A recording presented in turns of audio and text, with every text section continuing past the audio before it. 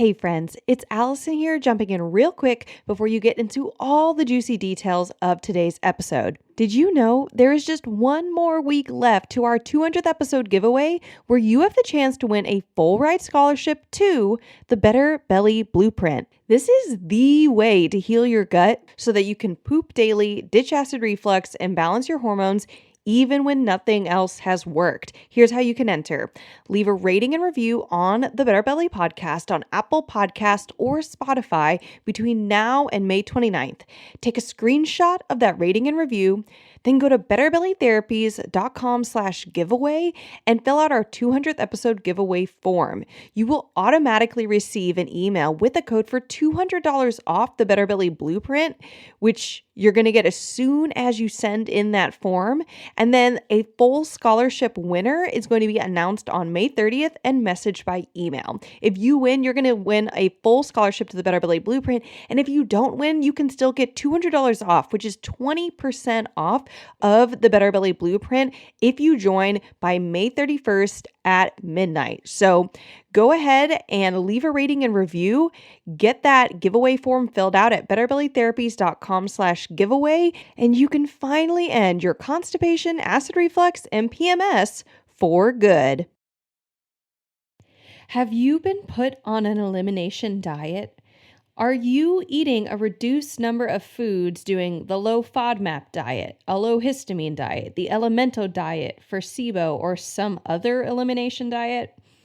Do you feel your symptoms have improved a little while or a little bit, but you cannot reintroduce foods no matter how long you've been on this diet without your symptoms flaring up? Do you feel your symptoms are flaring up even when you're being the strictest on your diet? If so, then this episode is for you. On today's episode, we are going to discuss why your elimination diet isn't working and what you can do to look into bringing real, deep healing to your gut, your body, and your diet. Welcome to the Better Belly podcast, where we find freedom from food restrictions, we increase energy in our lives, and we begin to feel more healthy and vibrant than ever by finding the root causes of our health problems. My name is Allison Jordan. I'm a marathon runner, functional medicine health coach, certified craniosacral therapist, gut health nerd, lover of Jesus, and owner of Better Belly Therapies, a clinic based in Ann Arbor, Michigan that works with both virtual and local clients to help them achieve the best health of their life. I am here to walk with you on your journey to a better belly and a better life. We're going to go beyond popping a probiotic and just checking out our poop. In this show, we are going to go deep into gut transformation strategies that last for your entire life. If you are ready to feel your best, get ready to roll. You are in the right place.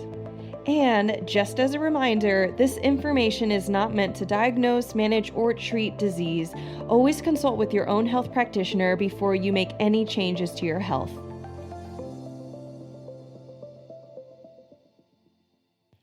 All right, guys. So today we're going to be talking about why your elimination diet isn't healing your gut. This is something I commonly see. It's probably one of the most common things I see in clients that I work with or women that I'm talking with who've been struggling in their health. And it is a deep and near and dear part of my story in trying to heal my body, is getting stuck in this rut of the elimination diet where you're on a really restricted diet. You're not eating foods that honestly are considered pretty healthy, like garlic and onion or beans or broccoli or watermelon, whatever it is, you're not able to eat it. And, kombucha, if you're on the low histamine diet, anything fermented, like sauerkraut, like there's just all these healthy foods that, given one diet, which they have good reasons for existing, but when you get put on the diet and then it doesn't work, you can feel like your bottom gets dropped out. And I remember kind of getting in this cycle of doctors who were kind of like, you must just be doing the diet wrong. And I felt a lot of shame, a lot of guilt, a lot of stress about what did I eat today that made me feel bad. And it is one of the reasons I really want to talk about this so much on our podcast and also with our clients, so that they know when they start working with us, we do not do that. We do not put you onto this restricted diet that has no end. If we do for any reason put you on a diet where it's a recommendation that you are not eating certain categories of food, yada, yada, that there's a specific amount of time we're doing it for, and we're doing other things, which for our clients pretty much guarantees that they're not going to be on that diet for forever.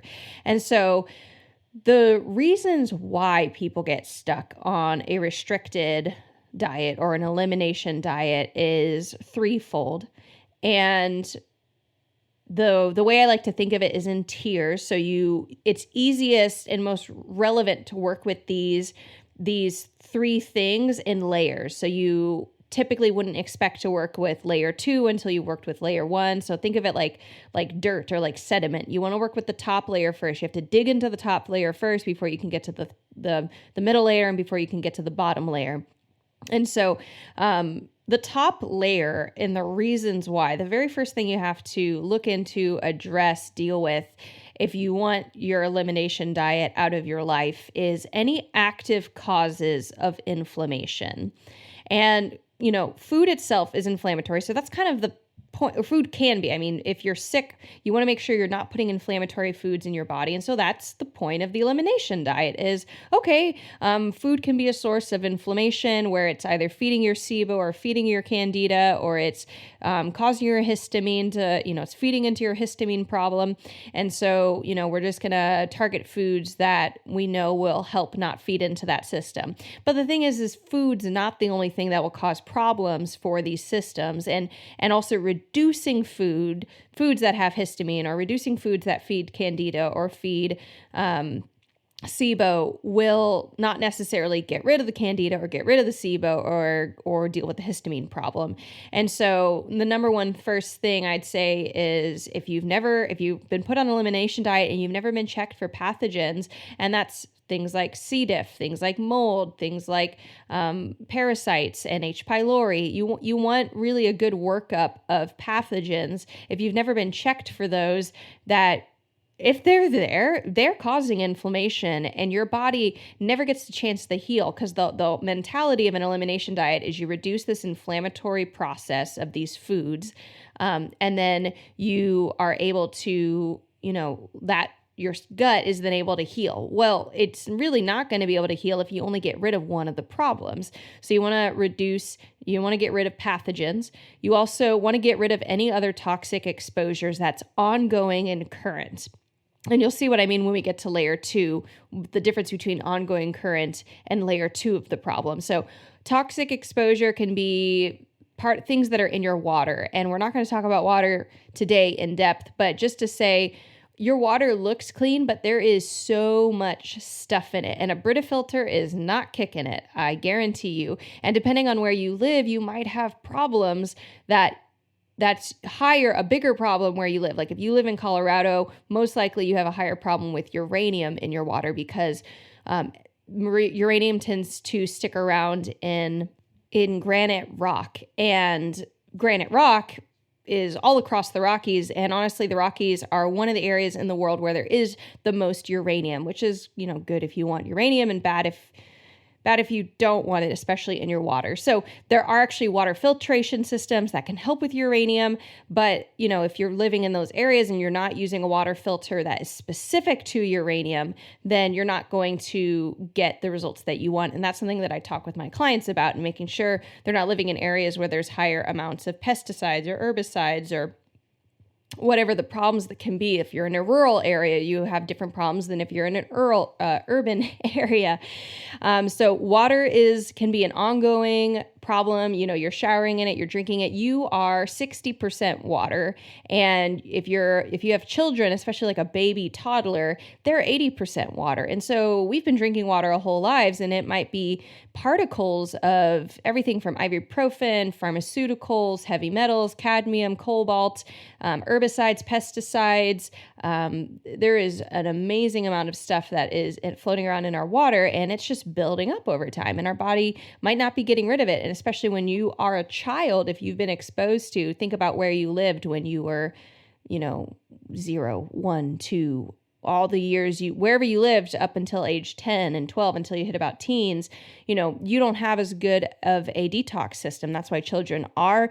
So that's why it's like, don't expose your child to lead. It's like, well, don't expose yourself to lead if you're an adult, but like really don't expose your child, because children have weakened systems. So if you're like, I've had problems since I was a kid or a teen, like maybe it's been some of the chronic toxic exposure you've had with things like water.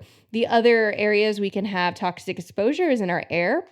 There's actually been research done that says our household's air inside the household can be worse than air in urban areas, like toxic smog, right? And so the research that's done showed it's coming from things like our furniture. Our furniture has things like formaldehyde in it, which is an agent that's like a not inflammatory, keeps things from burning, keeps things from going up into smoke. And so that's like good in some ways. You don't want your furniture catching on fire, but it's bad because every time you sit on your couch, that kind of puffs up. And even as your couch gets older, more and more of that formaldehyde gets tossed up into the air and into your lungs. And so you're like watching a movie, or eating on the couch, or you're doing all these lovely things we're supposed to do on couches, be with friends, play games, and there's just constant toxic exposure. Some of the workarounds is there are more companies that are making non-toxic furniture, but that's just something we have to realize. I might not even be saying, if you get rid of your couch, all your symptoms will go away. It's deeper and longer than that, but I'm talking about it on today's episode because I want to start processing what are the active causes of inflammation.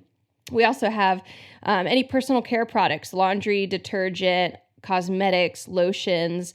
These are all things that have hormone disrupting or endocrine disruptors in them. So they're either have xenoestrogens. They're essentially, it looks like estrogen to the body, but it's not. And so it's hard to get rid of, but it lingers and it can make you feel estrogen dominant.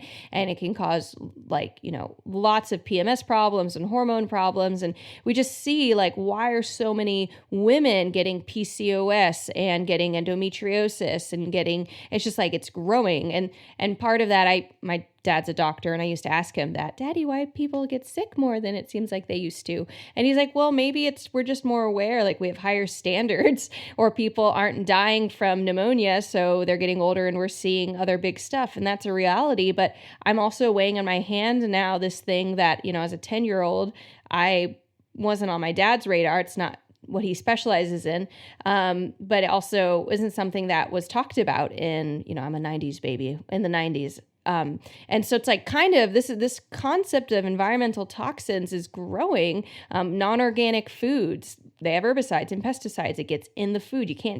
Peeling it isn't enough. And so that sits in your body and it just continues to accumulate over time. So any active exposure to it is definitely not helping.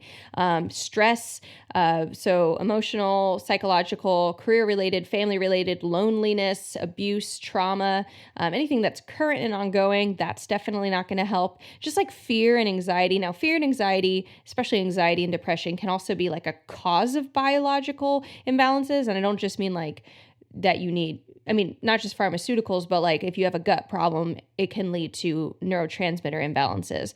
So we want to consider the chicken and the egg scenario of is some of your anxiety just excess from your gut imbalance, but also being realistic and saying, hey, yeah, let's deal with all my high expectations, and let's deal with my sense of inadequacy, and let's deal with my, the growth mindset versus fixed mindset, and my, sense of inferiority, and all these things that we can have in comparison, and all the things that we just walk around with, and unforgiveness and bitterness and anger and just things that are toxic to our own selves. That is an ongoing toxic cause of inflammation.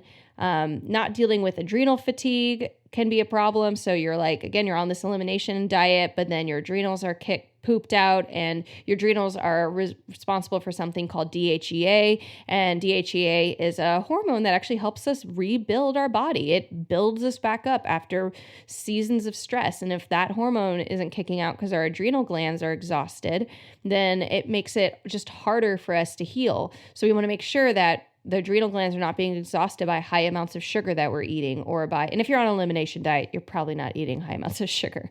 Let's be real. But pathogens really, really, really stress out the adrenal glands, as do pollution and contaminants and toxins from the environment.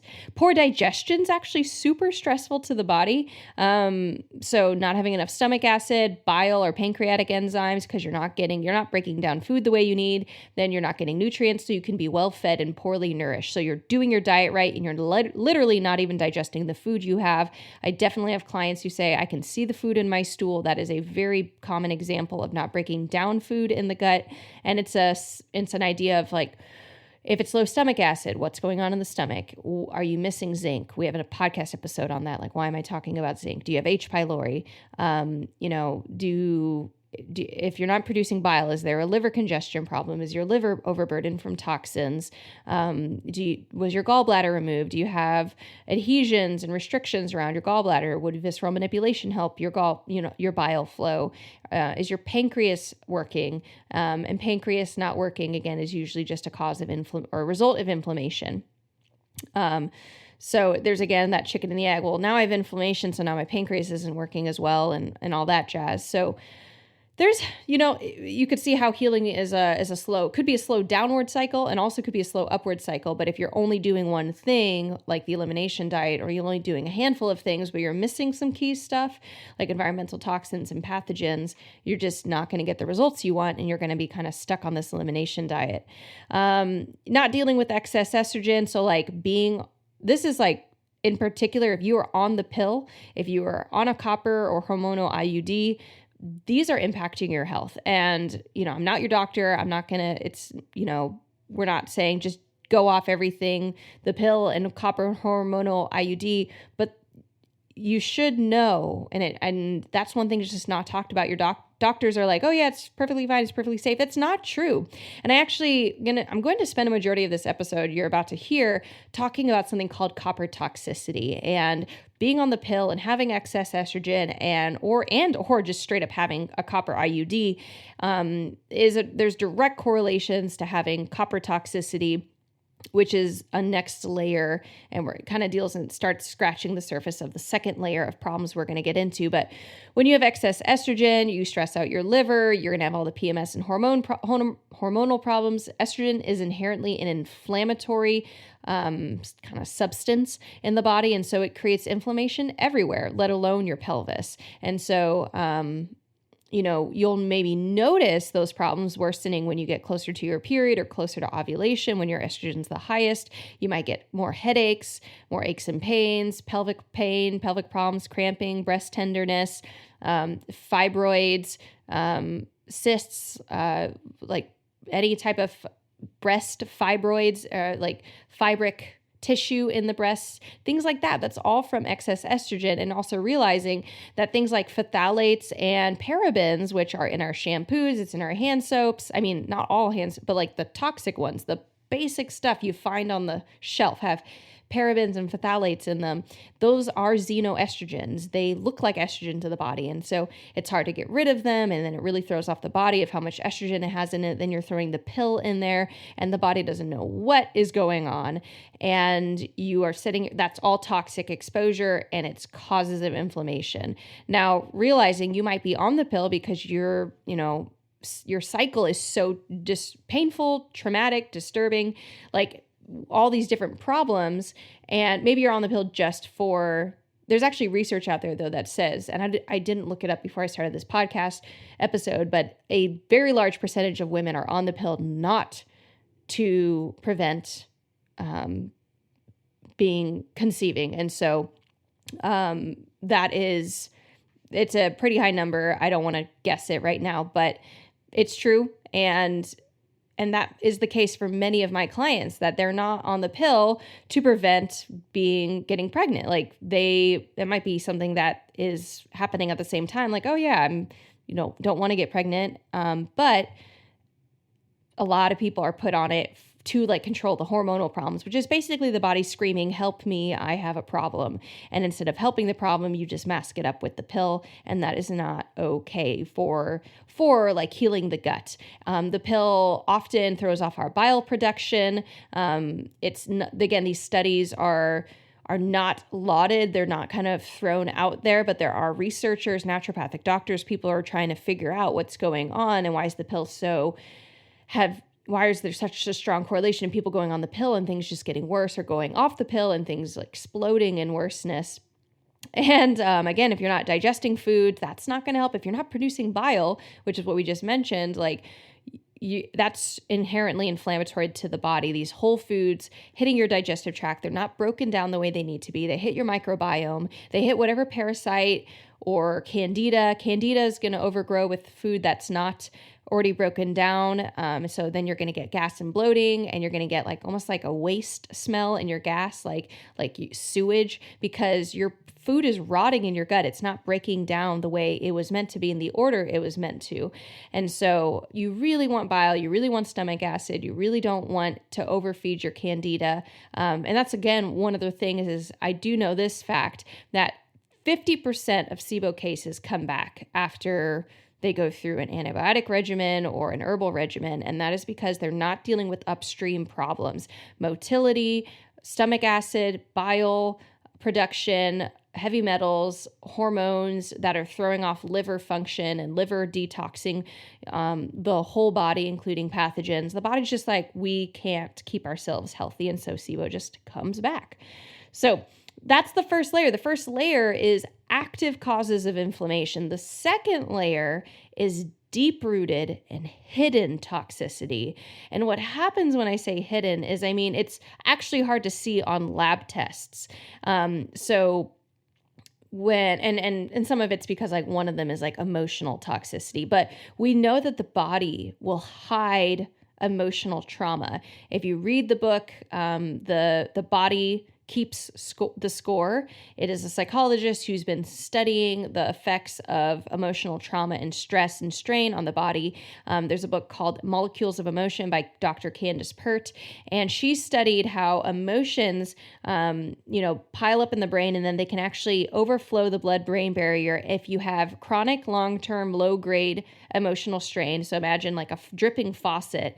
Even if you have a big bathtub, if that faucet's dripping long enough, at a fast enough rate, then you eventually could get an overflow of whatever, container you have, like the whatever, I'm blanking what's called, bathtub, right? So if you have a bathtub or a sink or whatever, if it just drips, doesn't matter if it's clogged up and it's dripping and you're not dealing with the emotional trauma and it's still there and it's just dripping away and it's continuing to happen, or it's in the past, that water is still there and it can still overflow or it can cause problems. And so that water or the neurotransmitters, the overflow our blood-brain barrier.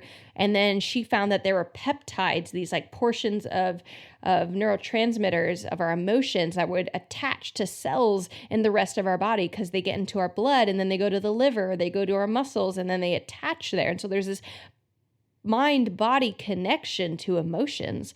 And the body won't release those areas until it feels safe. And so that could be until you're an adult and you now have a stronger prefrontal cortex. It could be until decades after you've had the trauma and now the body's like, okay, the trauma is far away, now we can deal with it. Or it'll be until you get the right type of therapy or counseling, or you get body work like craniosacral therapy or visceral manipulation, and something stirs it up and the body's like, okay, now's an okay time to process it. But the body oftentimes won't let you process what it knows you're not ready to process. So that's an old layer of toxicity that a lot of times the body won't even let go of until the active causes of inflammation are gone. So in my own healing journey, I've gotten rid of plenty of active causes of toxicity. And then I find that maybe I'm still not feeling as healthy as I want, and slowly things will come up. I'll have a dream that brings to mind old memories, or I will get acupuncture, or I'll start, having these symptoms because my body's starting to detox. So the next thing you can detox is like heavy metals. And I'm going to talk about something called copper toxicity. We do need copper in our body. Copper is actually a really good thing for us. We use it in lots of processes. Copper is inherently a very emotional metal. And so if you have high amounts of copper in your body and copper toxicity, you can often feel very strong emotions. And so just everything about life can feel magnified with copper toxicity. And so I'm going to read some symptoms of copper toxicity. And I want you to think through, like, no one's going to think of copper toxicity, and it's possible you could even, and by no one I mean conventional doctors, and there's many practitioners I don't even hear talking about your mineral status and checking your minerals through a hair and tissue mineral analysis, which is an HTMA test, which we do with our clients. With my clients, I work through all the top layer active causes of inflammation, and then we work through the second one, the hidden causes. And so here's the symptoms of copper toxicity: fatigue, exhaustion, and burnout, anxiety, irritability, insomnia, panic attacks, ruminating negative thoughts, OCD, anemia, hypothyroidism, acne, brain fog, depression, racing mind, nausea, difficulty focusing, apathy, low libido, lowered immunity, chronic yeast infections, PMS, constipation, headaches, joint pain, weight gain, infertility, ADD, ADHD, confusion, lowered self-awareness, bipolar disorder, schizophrenia, anger, violent tendencies, aggression, candida, paranoia, and disorientation. And so that's a lot. And you could even I can think through my family history and see a lot of that there. If your mother had copper toxicity, that your body is predisposed to that, like you were pre-populated with the copper levels that she had. And so if your mother used a copper IUD, or she had copper piping in her home, if she used the pill, if she's had a lot of emotional problems, all these different stuff, I'm going to keep talking about copper here, but that's the list. And it's a lot. Chronic yeast infection. So think about that: candida or UTIs, PMS problems, headaches, joint pain, weight gain, nausea. And so we really realizing it can overlayer. Like nausea is a common thing. I look on my clients for histamine, but if we deal with histamine, they're still dealing with nausea. We want to make sure copper is not a problem for them, and copper toxicity. So copper toxicity is kind of on a technical way, and I'm just going to get a little technical here because why not? It's a buildup of stored biounavailable copper in the body that is excessive levels, and it causes physical and mental dysfunction. So it means basically you could have copper in your body and you want copper there, but if it's biounavailable, it's technically toxic to you. So the copper is unbound and it's unusable, and therefore creates a simultaneous toxicity effect, but also makes you deficient because your body thinks you have enough copper because it sees it, but then it doesn't use that copper because it's unavailable. So now you're deficient, and that's where you can get that kind of apathy and low libido and kind of flatline effect. So you're both toxic and have all this copper that can create an emotional effect, and then you're deficient and you can have this apathy and flatline effect. So copper toxicity is the primary cause of copper deficiency. So before you can become copper not deficient, right, you actually have to deal with copper toxicity. And the reasons why, things that cause copper toxicity, therefore, is really important. I already mentioned this, it can be passed from mother to baby in the uterus. So again, your mother's copper levels have affected you. So you can think generationally, have you heard of things like bipolar, OCD, insomnia, panic attacks, ruminating negative thoughts? That can totally be like trauma and other unhealthy generational things passed on, but also copper. Xenoestrogen, so that's the pill, hormonal IUDs. Xenoestrogens also include the phthalates and parabens and a whole level of industrial chemicals that we're exposed to. Drinking water from copper pipes, copper cookware, bile issues. So bile is the main binder of heavy metals in our body. And so bile binder, you could think of that, or the fancy word is chelation. Copper sulfate, which is an approved organic fertilizer. So that's, if you've been using organic fertilizer, that could be something going on. Chronic stress will cause you to have copper toxicity and biounavailability of copper to increase. Slow oxidation, vegetarian diets, because we need protein to have proper levels in our body of protein. And so vegetarian diets, there's a lot of biology that goes into that. But if you have a vegetarian diet and a vegan diet, you are predisposed to have copper toxicity, occupational exposure, public swimming pool use, and gallbladder surgery. Because gallbladder surgery, you don't have bile. So if you have any of these things that you have in the past or the present, or any family history of these in the past or the present, realize that that could be impacting you and your copper toxicity levels. And again, your body is going to hide the copper toxicity. It's going to make sure that it's not visible. And so that would be an invisible, chronic, toxicity problem that you literally can't deal with until the next layer of toxicity is gone. And if you haven't dealt with it, you're going to have symptoms even if you're on this elimination diet. So I want to talk a little bit about why actually the pill can cause copper toxicity real quick, because I realized that I haven't said that.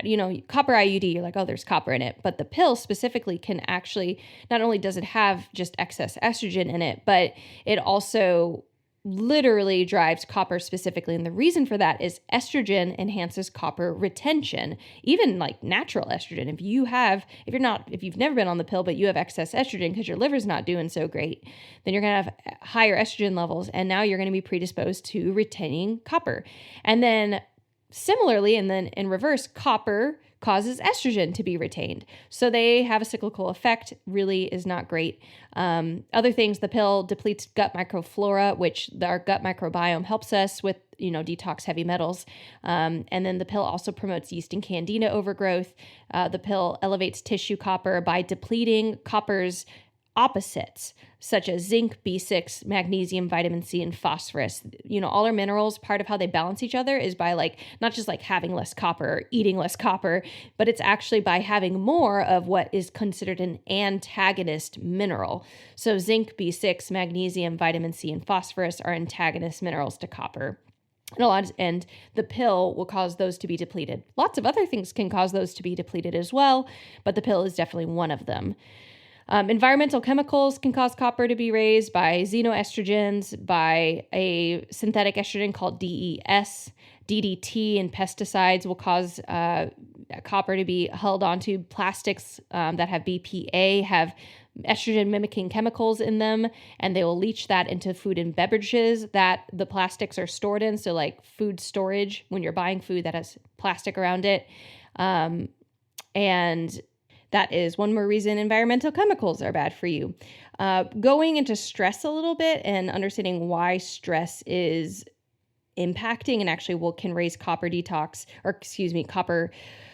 toxicity is that when we are stressed, our adrenal glands are exhausted, right? And we've talked about this in former episodes. And there's something called ceruloplasmin that is a primary copper transport protein. So it actually makes copper bioavailable to us. And so it is 95% of our copper transport is this ceruloplasmin, and it is produced in the liver. So again, we want to have healthy livers that can produce bile and aren't burdened by pathogens. And then the adrenal glands aid in its production. And so poor liver and or adrenal function is going to lead to reduced CP or ceruloplasmin levels. And then your copper is not going to be able to be bioavailable. And then it's going to become a toxic type of copper that just builds up, and we're not going to be able to use copper. And again, if your liver's not doing so great, bile is a chelator, and it's just not going to get out this excess toxins from the body. So this is level 2 of, that if we're digging into the process of how do I get a healthy body again, if you have heavy metals, if you have these ongoing toxins going on, it's going to make toxic exposure. It's going to make it hard for you to not be in a state of inflammation, not be in a state of the gut being damaged, to have, again, realizing copper toxicity is linked to yeast overgrowth, and it's linked to UTIs. It's linked to your microbiome being out of balance. And so you want to make sure that we don't have toxins like copper, like emotional stressors. That's kind of on that invisible hidden part of the stuff, things that won't show up on a test or that we don't think about on our daily basis, and that we're maybe not being exposed to currently anymore. It's like an old exposure potentially, like you were on the pill for 10 years ago, but you haven't ever resolved that state.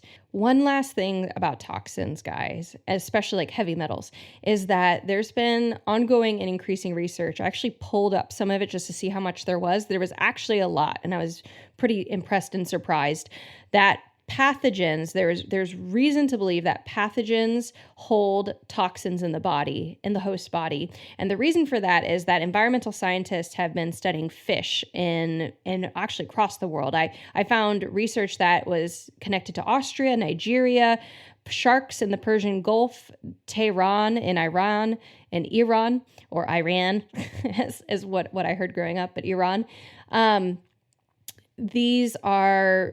They've been studying fish, so like sharks or fish that are in these in bodies of waters in these region, and they've actually found they'll test the fish for toxins and heavy metals, because that's one of the concerns people have is like, okay, don't eat certain fish because there's higher levels of like mercury or other toxins. So, environmental scientists have been using fish for a long time, but some people started looking at, well, what if we tested other parts of the fish, like parasites that live inside the fish? And so somebody started this and figured it out, and more environmental scientists are doing it across the world, testing their fish, both for environmental toxins like heavy metals, but then they also test the parasites inside of the fish. And the parasites inside of the fish have sometimes as much as 10 times as much like concentration of heavy metals than their host. And so their environmental scientists are really calling out and saying, hey, there's a possibility that pathogens and parasites and microbiome imbalance in humans, if it's anything like fish, that it's actually one of the ways of our bodies or the host's body dealing with chronic exposure to heavy metals, to say, okay, if we actually just have a parasite and we let it hang out with us, it will take most of the heavy metals because it's going to absorb what we are not. And so one of the theories out there is that there's a chronic ongoing problem with one of the reasons why so many more people are getting parasites and microbiome imbalances is because it's a body's coping method. Well, to say basically this is better than having mercury and cadmium and lead and aluminum floating around in our body. We'll just toss it into that. I couldn't find anything where someone grabbed a human and tested their parasites, but it might have been done. I just couldn't find it. So, but there's a strong theory, and there's people who are doing parasitology and environmental scientists who are saying we need to band together and actually look at this deeper and really see what it could mean for us humans, and not just as we're eating fish or not eating fish, but as we are looking at our own parasitology inside of our bodies. The last layer is the base layer, and we're actually not going to get into it today, but I'm going to tell you what it is, and then you can look forward to it in a future podcast episode. And if you are listening to us in the future, maybe it already exists. But the base layer is our genes. And so this is gene mutations that we are seeing more and more commonly pop up. And I'm reading a book right now by Dr. Ben Lynch called Dirty Genes. It's a phenomenal book where he goes through the top 7 major gene mutations that are affecting people, their mood, their gut health, their energy levels, all sorts of stuff. And so that includes the MTHFR gene, the COMT gene, COMT, the DAO gene, DAO, or the MAOA gene. There's fast and slow of some of these. Some of them, there's only one gene mutation type, but that's the last thing. And so once my clients, we dig through the top, current and active aggressors of inflammation. And then the second layer, hidden toxins. And then the third layer, what their genes kind of are saying they need. And genes are not an absolute, guys. That is the big thing I wanted to say today, is that you can make your genes act. What Dr. Ben Lynch says is they can act clean or they can act dirty. And what you give your body impacts that. And if you have a gene, you just need to know how to work around it. And so that's the gene part is actually really hard to tease out if you have the other layers on top of it, because you could look like you have a gene that's, acting all nasty, but it's just the symptoms of something else. And so you really want to start wiping away those top layers, and then you get a better sense of what's left. What is left of my genes that I can then make simple changes, take one supplement or eat certain types of leafy greens or whatever it is, and actually get a huge amount of impact and feel great. And that's when we get to that base level, that's when we really start seeing people not needing supplements, not needing an elimination diet, their leaky gut is healing, their mood and their energy levels are rising up, and they're just able to eat a lot more variety of foods and not have symptoms, quote unquote, randomly. Because again, those symptoms can be being caused not by the food, but by everything happening inside the body, the stress levels, the pathogens, the heavy metals, etc. So that is it. Those are our 3 layers. That is why the elimination diet isn't healing your body. There are so many ways that you can help yourself and you're not stuck in an elimination diet. I want to say that to you from the bottom of my heart, because I've been stuck there and I've been stuck crying on my bed and just tired and sick and tired of nothing working and trying my hardest and feeling like I was failing myself and failing my roommates and my boss and my family. So if you are sick and tired of this, if you are ready to dive into your health and you want answers and you want to dive into those 3 layers, I would love to talk with you. Please, you can click a link in our show notes for a 30-minute consultation that I have. You would apply for it. We do applications because before we even jump on the call, we want to make sure that you are a good fit for our program and that we can help you. And so if you are a good fit for us, if we can help you, I personally review every application and it will be approved. And then you can set up that 30-minute consultation and we can discuss what your options are for working with us to get the results you want to see in your health. I would love to chat with you. So click the link in the show notes and jump on. Just so you know, we are only seeing 4 clients every month. We, as in me and my assistant, and us as a business, Better Belly Therapies. So if you want to work with us, it's early July still. I'm recording this pre-July, so I don't know where we're at, but I would say jump on now. And if we're already filled up for July, we can get you into August so that you can start ASAP in August. And that would be that. So I'm so excited that you are diving into your health, and I hope this episode was so helpful and enlightening and giving you hope for a better future. If you love this episode, we have even more awesome episodes coming up. I also am very excited to announce that we are getting close to our 1-year anniversary of this podcast being out. And in a couple weeks, I'm going to be making an announcement of something that I am creating for you. It is really exciting. Me and my assistant, we are working on just making this thing as awesome as possible. And I'll be able to announce it at the end of July, what this thing is. So you just keep on listening, keep on hanging out with us over the next month of July, and you're going to hear what it is that we have coming up. Well, if you thought of a friend while you were listening to this podcast, or a family member or a neighbor, I would love if you would share this podcast. Just take a screenshot and send it to them. Text it to them, Facebook message, Instagram, and let them know that you were thinking of them and that you felt like this podcast episode might help them. I don't want anybody stuck on an elimination diet for life. That is not the way things are meant to be, and that's not the way things have to be. So if you love this episode, I also do want to encourage, if you've also been listening to us for a while now and have been just lurking in the shadows, enjoying all of our content, I just want to say thank you so much for listening. It means so much that you are gaining information and valuable insight through our podcast. But I would love it if you would just go down to our links in the show notes, click the ratings and review, head to our Apple Podcast area and leave a rating and review. It means so much, and it makes it really so helpful for other people like you to find this podcast and get answers and know that there is hope. Well, I have so enjoyed hanging out with you today. I hope that you are encouraged and have had some insight. And remember, as always, our motto: miracles are immediate, but healing takes time.